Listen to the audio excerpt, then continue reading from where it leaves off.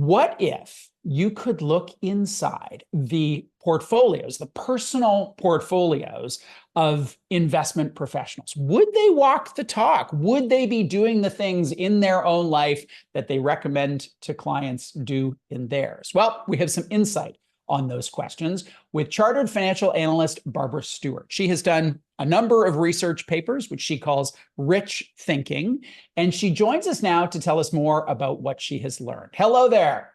Hi, good morning, good afternoon, whatever it is. Whatever it is and wherever you are, what was the hypothesis you were testing in your research here? What did you want to know? Well, for context, Bruce, every year I come up with one open-ended question. I started doing this for fun 15 years ago alongside my role as a portfolio manager with an investment firm. I was bored during the financial crisis because none of my clients wanted to talk to me. Nobody enjoys losing a bit of money, do they? So I had time on my hands and I thought, I'm going to counter some stereotypes in the marketplace and just see what I can come up with and do my own research report.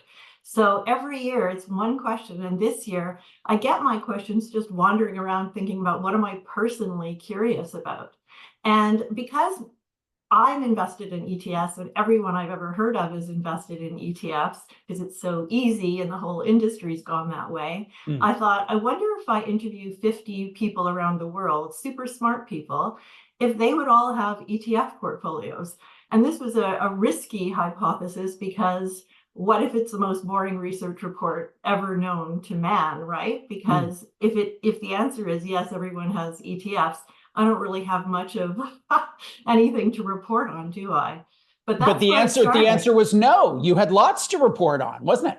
Exactly. And what I did was I interviewed 25 people from the finance industry, so pros, and then 25 people from outside the finance industry, so including a stand-up comedian, a doctor, an emergency room technician, you name it. I interviewed them, and it's all through serendipity, as I call it, just people that refer me if I'm going to different countries, because I do travel the globe.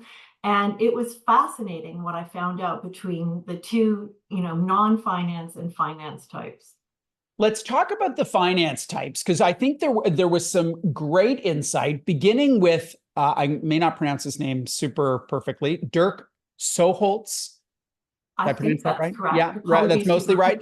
So he admitted to using no financial criteria.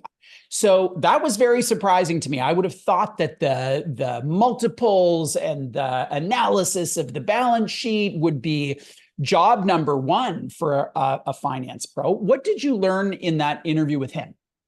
Well, I learned that across the board, the people's background, this is the fun part of doing these interviews, is I get into how did you learn about money growing up? What did your parents do for work? Were there any pivotal moments that affected you in your life? And if you go through that, it becomes much more clear.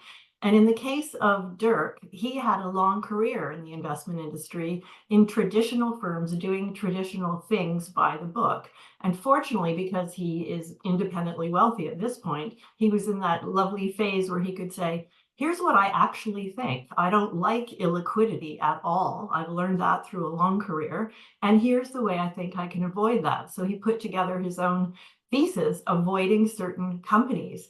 And so far, so good in his case, but it's a very personal investment philosophy based on his own years and years of experience. You had one individual in particular who worked in private equity and was almost completely focused on private equity. That would seem to run counter to a fundamental principle of diversification.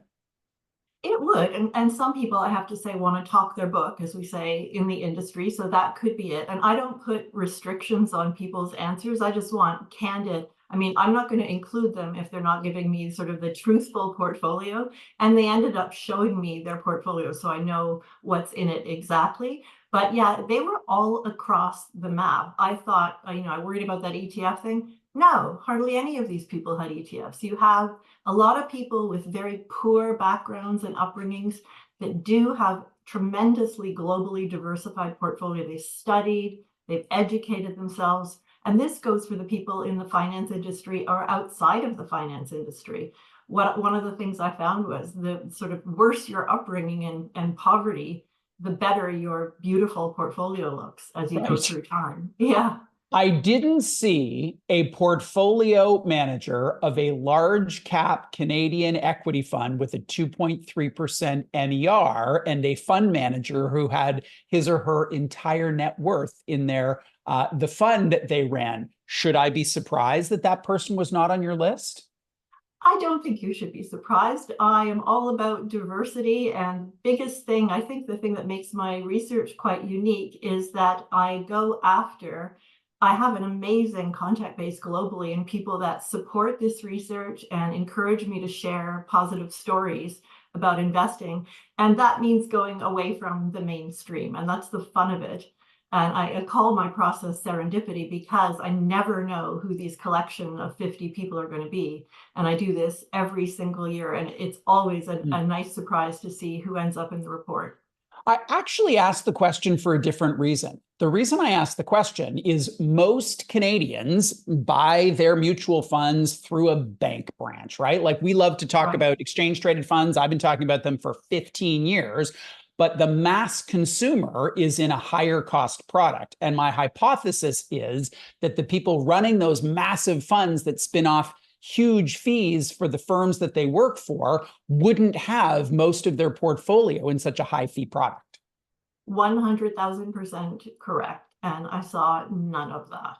Right. None of it. Right. Even with the stand-up comedian who really didn't have a financial background, he was smart enough not to be in those products. Right. The boring old couch potato or indexing fund, all that stuff. You talked to a Nick Bakish from Montreal, or Bakish from Montreal, 80% of his portfolio in commercial real estate. How do you kind of map on the learning of what these people are able to do given asset level and experience to what an average Canadian could do? Because we wouldn't expect an average Canadian to have 80% of their portfolio in commercial real estate. No, and it's not necessarily the right answer for everyone, of course. And again, Nick has a certain background that allows him to be very, very, forward with that type of risky portfolio and comfortable with that level of risk. But I think for the average Canadian, and putting on my CFA hat, it always comes back to the investment policy statement, which is, yes, what are your return requirements? What is your risk tolerance?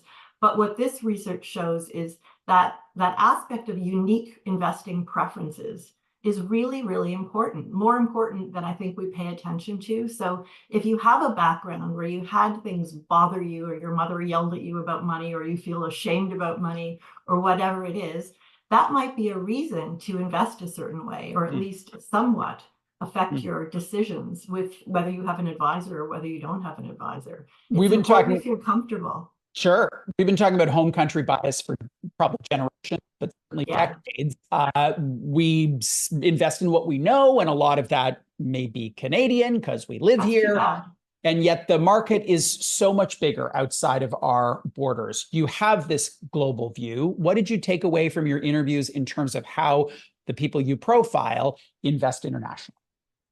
Well, first of all of them invest internationally. It is common for people to have a home bias. And even whether you're investing in Indian stocks or Singapore stocks or whatever they are, I saw that bias come through pretty loud and clear with just about everyone I spoke with. But I have not seen it to the extent that we lovely Canadians do. I saw a tweet this morning, the TSX sucks. And I thought, I couldn't agree more.